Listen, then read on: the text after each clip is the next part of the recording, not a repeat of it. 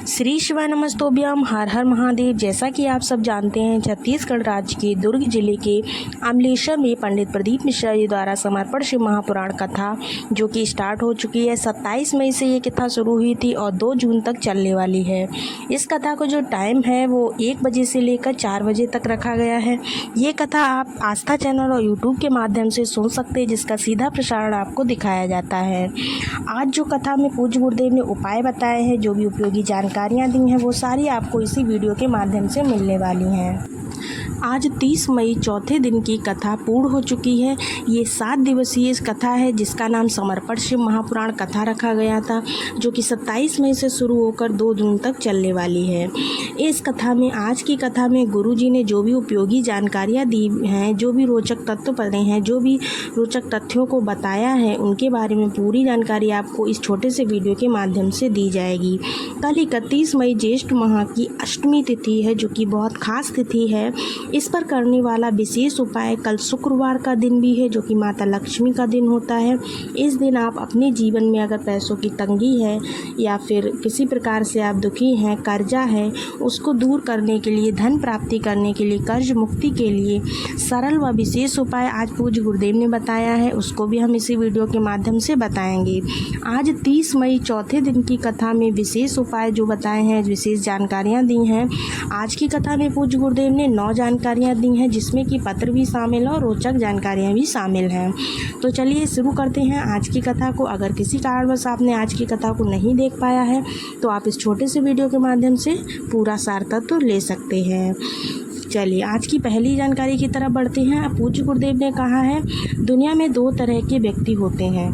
एक होता है नौकरी वाला, दूसरा होता है अपने बिजनेस को करने वाला, यानी अपनी दुकान को चलाने वाला। तो जो दुकान में खुद का व्यापार करता है वो व्यक्ति, ठीक है।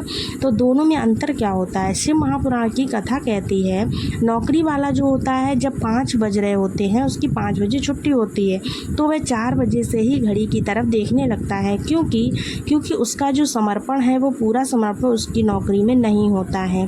जबकि तो दुकान वाला व्यक्ति होता है, वो घड़ी नहीं देखता। अगर वो रात में 10 बजे भी दुकान बंद कर रहा है, उस समय भी अगर कोई ग्राहक आ जाता है, तो वो उस ग्राहक को सामान देकर ही जाता है। इसमें क्या है ना कि उस दुकान वाले का पूरा समर्पण होता है।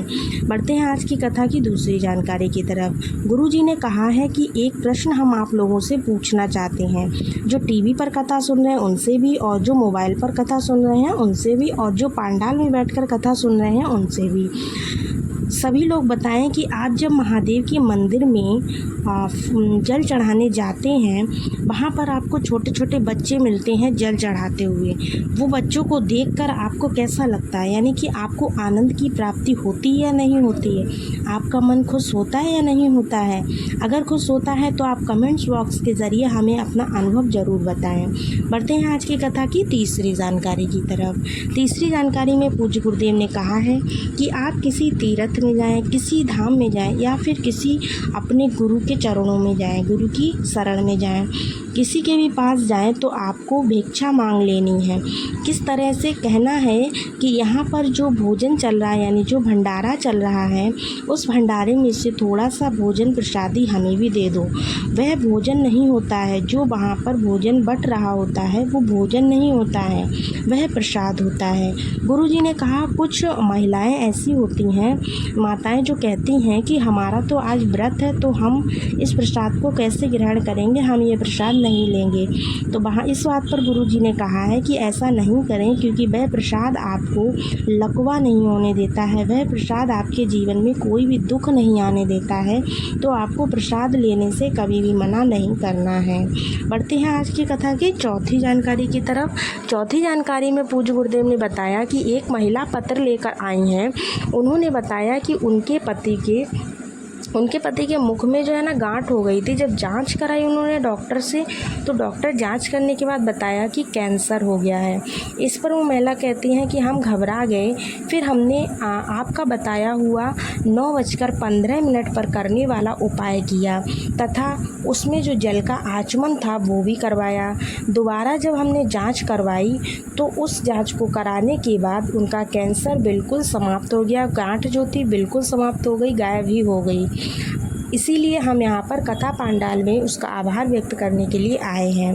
अगर जिन भक्तों को नहीं पता है कि 9/15 पर करने वाला उपाय कौन सा उपाय है या फिर इसको कैसे किया जाता है, तो हम आपको बता दें कि रात्रि 9:15 पर बड़ी से बड़ी बीमारी से अगर ग्रसित है तो करें। आपको करना क्या है कि भोलेनाथ के ऊपर जल चढ़ाना है। शिवलिंग पर जल चढ़ाना है आंवला डालकर। अगर आंवला ना मिले तो उसकी पत्ती ही डाल लें।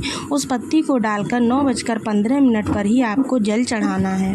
उसमें से थोड़ा सा जल बचाकर कुंदकेश्वर महादेव के नाम से जब जल चढ़ाएंगे उसके बाद आपको जल बचा लेना है और उस रोगी व्यक्ति को आपको पिला देना। ये उपाय आप घर या मंदिर कहीं भी कर सकते हैं, बस करना 9:15 पर ही है। बढ़ते हैं आज की 5वीं जानकारी की तरफ। एक बेटी की माँ पत्र लेकर आई जो मैनपुरी उत्तर प्रदेश से आई है। उनकी बेटी 6 वर्ष की है। वह बचपन से ही बोल नहीं पा रही है। उसके सर के पीछे एक गांठ थी जिसका डॉक्टर ने ऑपरेशन बोल दिया था। इस पर उन्होंने कहा कि मैंने आपका रुद्राक्ष जल वाला उपाय किया। रुद्राक्ष मैं लेकर आई, उसको जल में डालकर गलाकर उसका जल अपनी बेटी को पिलाया। आज मेरी बेटी की गांठ गल चुकी है और बोलने भी लगी है। उसी का आभार व्यक्त करने मैं कथा पांडाल में आई हूँ। बढ़ते हैं आज की कथा की 6वीं जानकारी की तरफ। 6वीं जानकारी में पूज्य गुरुदेव ने कहा है, जिसने अपने जीवन में बहुत संघर्ष किया है, कष्ट झेला है, परिश्रम किया है, मेहनत की है, शिव महापुराण की कथा कहती है, ऐसे मनुष्य को सफलता ज़रूर मिलती है। मनुष्य का जीवन मिला है तो दिक्कतें तो ज़रूर ही आनी है, लेकिन ऐसा नहीं है कि उन दिक्कतों का कोई उपाय नहीं है। बढ़ते हैं आज की कथा की 7वीं जानकारी की तरफ। घर अच्छा बनाना है तो 2 लोग अच्छे होने चाहिए। पहला मिस्त्री अच्छा होना चाहिए, दूसरी स्त्री अच्छी होनी चाहिए। मिस्त्री अगर थोड़ा बहुत गड़बड़ हो तो भी चलेगा, पर स्त्री अच्छी होनी चाहिए, क्योंकि स्त्री टूटे हुए झोपड़े को भी महल बना सकती है। बढ़ते हैं आज की कथा की 8वीं जानकारी की तरफ। प्रीति साहू रायपुर छत्तीसगढ़ से पत्र लेकर आई हैं। मेरे भाई को कैंसर था, लीवर ने कार्य करना बंद कर दिया था, जिसकी उम्र 61 वर्ष थी। इस उम्र में बच पाना बहुत मुश्किल था, डॉक्टर ने ऐसा कहा था। उसके मुख से अचानक से खून की उल्टी होने लगी।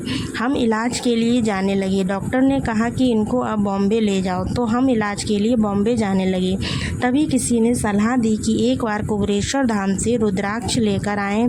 तो फिर हम कुबेरेश्वर धाम सीहोर गए, वहाँ से रुद्राक्ष लेकर आए। उस रुद्राक्ष को जल में गलाकर उसका जल देना हमने प्रारंभ किया। जल देने के बाद जब हमने जांच कराई 2 महीने बाद, तो उस जांच में बिल्कुल भी गांठ नहीं दिखी और कैंसर की बीमारी बिल्कुल समाप्त हो गई। उसी का आभार व्यक्त करने हम कथा पांडाल में आए हैं। बढ़ते हैं आज की कथा की 9वीं जानकारी की तरफ। आज की कथा में पूज्य गुरुदेव ने एक अचूक उपाय बताया था, जिसको आप 31 मई को कर सकते हैं। 31 मई का दिन जो है वो विशेष है, क्योंकि ये ज्येष्ठ की अष्टमी तिथि के साथ साथ शुक्रवार भी है। कल के दिन दोनों ही दिन जो है माँ लक्ष्मी को समर्पित हैं। पूज्य गुरुदेव ने बताया है कि महादेव के मंदिर में माता लक्ष्मी को प्रसन्न करने वाला सरल उपाय है, जिससे आपके जीवन में पैसों की तंगी जो होगी वो भी दूर होगी, कर्जा दूर होगा। विशेष उपाय है तो इसको ज़रूर करें। आपको एक कलश में जल लेना है। जल लेने के बाद उसमें अगर आपको मिल जाए तो एक कमलगट्टा डाल लीजिए। कमलगट्टे को डालने के बाद इस जल को श्री शिवाय नमस्तोभ्यम, हर हर महादेव या फिर ओम नमः शिवाय बोलते हुए शिवलिंग पर समर्पित कर दें और बाद में जो कमलगट्टा रह जाएगा उसमें उसको निकाल कर महादेव पर समर्पित कर दें। इसमें एक बात का ध्यान रखें, जब कलश में थोड़ा सा जल रह जाए, जल आप किसी भी तरह से चढ़ाइए, कोई दिक्कत नहीं। जब थोड़ा सा जल रह जाए तो आपको कलश का मुख अपनी तरफ कर लेना है। इस तरीके से जल चढ़ाना है। जो विशेष तरीका है वो गुरुजी ने बताया है, तो इसी तरीके से जल चढ़ाइए। इसका उपयोग हम माता लक्ष्मी को प्रसन्न करने के लिए कर रहे हैं, तो इस तरीके से जल जरूर चढ़ाना है। उम्मीद करते हैं आज के वीडियो में बताई गई सभी जानकारियाँ आपको अच्छी लगी होंगी। अगर अच्छी लगी हैं तो वीडियो को लाइक कीजिए, चैनल को सब्सक्राइब कीजिए और शेयर ज़रूर कीजिए। कमेंट्स बॉक्स में हर हर महादेव ज़रूर लिखिए। मिलते हैं अगले वीडियो में, तब तक के लिए श्री शिवाय नमस्तोभ्यम, हर हर महादेव।